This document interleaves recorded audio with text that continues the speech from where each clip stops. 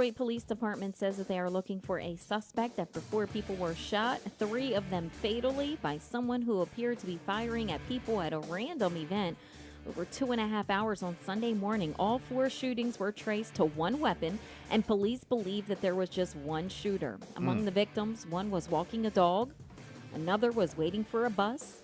The FBI and the Department of Homeland Security, they say that they are aiding in the search. So sad news there. Also this morning, get ready for it, NASA's new space launch system, Moon Rocket, is set to launch this morning on a key test flight, sending an unmanned crew capsule into orbit around the moon. A launch between 8:33 a.m. this morning and 10:33 a.m. is being targeted from the Kennedy Space Center in Florida.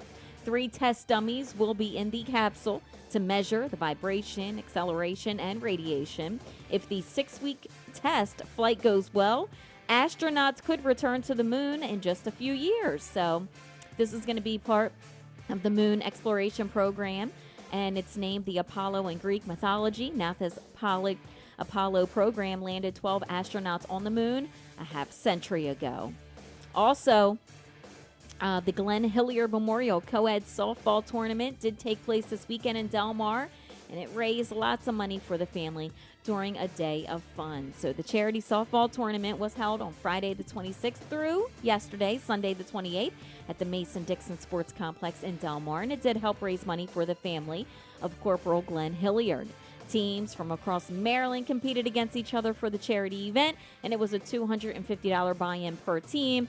And the family says that, because of this tragedy, they are hoping that other events are going to be held this way. And it just feels great, the organizers say, to put all these teams together for people to show up in the community, and they raised over $13,000. Wow, that's incredible. So I was going to say that's a great raffles, and games. It was wonderful. Yeah, great thing to raise money for the family. Yep. So very good. Also, some sad news to report. The Delaware State Police have now identified the victim of Saturday's fatal crash in Seaford. Police say that the victim is a 29-year-old female. Her name is Tyquisha Jackson of Salisbury. The identity of the other driver involved in the crash has not been released yet.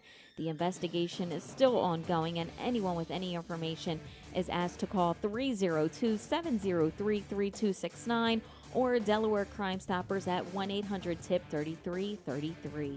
And in Ocean City, the OCPD is investigating a fatal pedestrian collision that happened on Friday night in the area of 59th Street and Coastal Highway.